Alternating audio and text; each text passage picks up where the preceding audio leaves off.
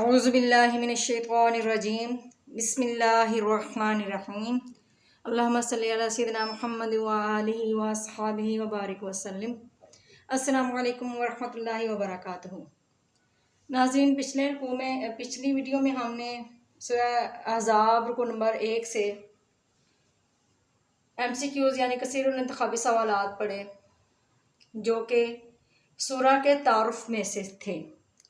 आज हम पढ़ेंगे लफ्ज़ी तर्जुमे में से कसीरुल इंतखाबी सवालात किस तरह से बनकर आते हैं और बामुहावरा तर्जुमे में से कसीरुल इंतखाबी सवालात किस तरह से बनकर पेपर में आते हैं। वीडियो को गौर से देखिएगा और आखिर तक देखिएगा ताकि ज़्यादा से ज़्यादा आपको समझ आ सके, और ख़ास तौर पर वो तालिब इल्म जो दहम जमात में पढ़ते हैं उनके लिए तो ये वीडियो बहुत ही कारगर होने वाली है, क्योंकि इसमें बहुत अहम चीज़ें मैं बताने जा रही हूँ। तो चलें आए शुरू करते हैं।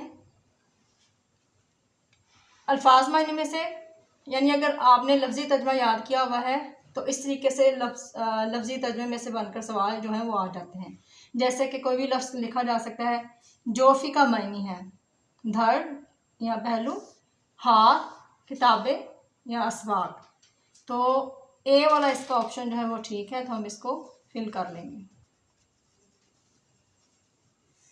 तो ज़ाहिरूना का मायने है तुम इजहार करते हो, तुम जुल्म करते हो, तुम जाहिर करते हो, तुम ज़हार करते हो। तो बच्चे अक्सर कंफ्यूज हो जाते हैं इजहार और ज़हार में। तो असल लफ्ज़ है ज़हार, तो ज़ाहिरूना ज़हार करना, इसके बारे में हमने पढ़ा था। अदया का मायने है बेटे, मुंह बोले बेटे, हकीकी औलाद या रफ़ीक। तो इसका मायने हमने पढ़ा था मुंह बोले बेटे, तो हमने इस बबल को फिल कर लेना है।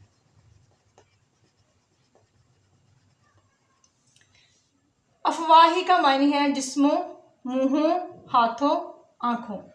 तो इसका मायने है मुंहों, तो हमने इस बबल को फिल कर लेना है। यहाँ ये भी बताती चलूँ कि और इसी तरह से मज़ीद भी कहीं से भी अल्फाज मायने में से सवाल बनकर आ सकते हैं।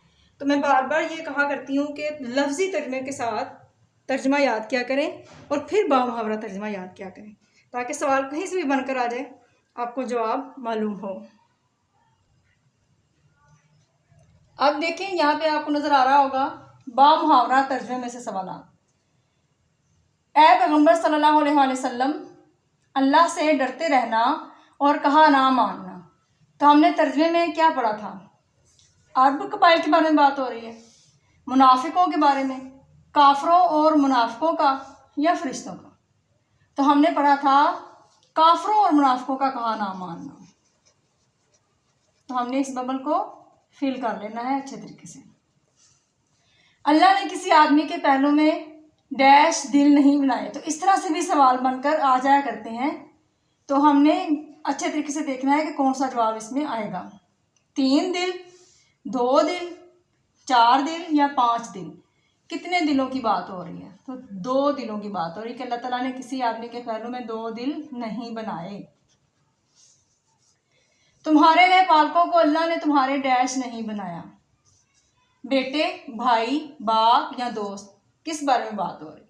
तो हमने तर्जुमे में पढ़ा था तुम्हारे लिए पालकों को अल्लाह ताला ने तुम्हारे बेटे नहीं बनाया। यानी अगर कोई अपने बेटे के तौर पर रखता है और अपना नाम वल्दियत की जगह पे लगाता है तो वो गलत है। ऐसा करने से मना किया गया है, इस तरह करने से इंसान गुनाहगार होता है। अल्लाह ने ले पालकों को बनाया है तुम्हारे। फिर अल्लाह ताला ले पालकों को तुम्हारे क्या बनाया है? हमने क्या पढ़ा सूरह अहज़ाब में? दीनी भाई, सौतेले बेटे, हकीकी बेटे या हकीकी भाई। तो दीनी भाई यानी दीन में वो तुम्हारे भाई हैं। आगे चलते हैं।